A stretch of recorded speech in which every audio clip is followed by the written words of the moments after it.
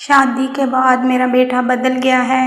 वो पहले जैसा नहीं रहा, वो पहले जैसा है ही नहीं। अब उसे मेरी कोई परवाह ही नहीं है। अगर आप भी ये सब महसूस करती हैं तो रुक के एक बात ज़रूर सोचें, क्या बेटा वाकई आपका बदल गया है या उसकी ज़िंदगी का एक नया चैप्टर शुरू हुआ है। अस्सलामुअलैकुम, कैसे हैं आप सब। उम्मीद है आप सब ठीक ठाक होंगे। अल्हम्दुलिल्लाह मैं भी बिल्कुल ठीक हूँ। देखिए, ज़िंदगी के हर स्टेज में इंसान की प्रायोरिटीज़ चेंज होती हैं। इंसान की प्रायोरिटीज़ हर टाइम चेंज होती रहती हैं। शादी एक बहुत बड़ा चेंज होता है। इंसान का एक लाइफ का चेंजिंग फेज़ होता है।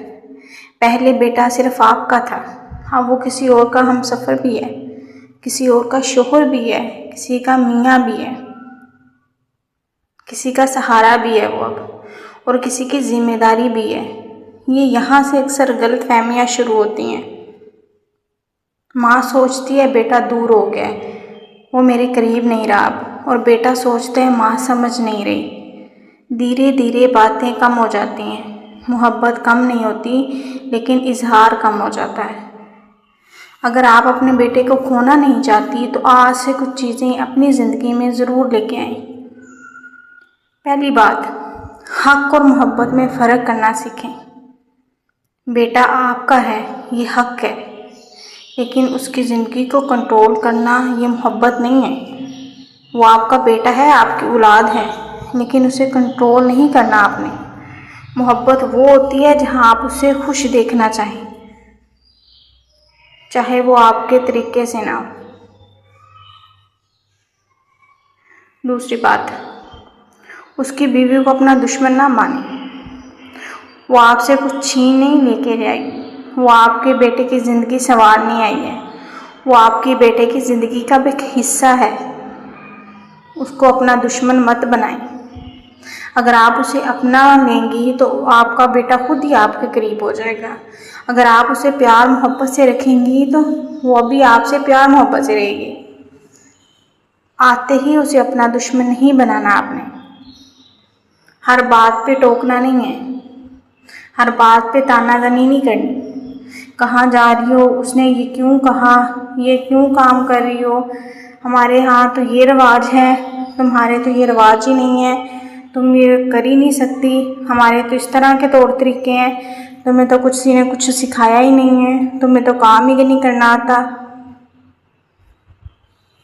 ये छोटी छोटी बातें दिल पे बोझ बन जाती हैं। कभी कभी खामोशी भी रिश्तों को बचा लेती है। आपने हर बात पे टोकना नहीं है, और उसकी बीवी की शिकायतें हर टाइम उसे नहीं लगानी। बेटा बच्चा नहीं है आपका, वो एक शादीशुदा मर्द है, किसी का मियाँ है, हस्बैंड है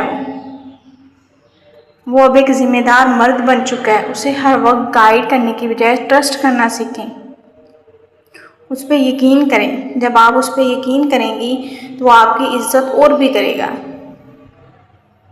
अपनी ज़िंदगी को भी अहमियत दें। अपनी खुशियाँ सिर्फ बेटे तक महदूद मत रखें। अपने लिए जीना सीखें, अपने शौक़ पूरे करें, अपनी प्रायोरिटीज़ को भी फॉलो करें, अपनी पहचान भी खुद बनाएं। क्योंकि एक खुश और पुरसुकून माँ घर का माहौल भी खूबसूरत बना देती है। अगर आप हर टाइम उसे तानाज़नी बातें सुनाती रहेंगी, उसकी बीवी के ख़िलाफ़ उसे बातें करती रहेंगी, तो आपसे और दूर हो जाएगा बजाय आपके करीब होने के। जब आप बोलती हैं, लफ्ज़ों का इंतखाब अच्छे से किया करें। बोलते हुए सोचा करें कि आप क्या अल्फाज यूज़ कर रही हैं। तू बदल गया है कहने की बजाय मुझे तेरी कमी महसूस होती है कहकर देखें।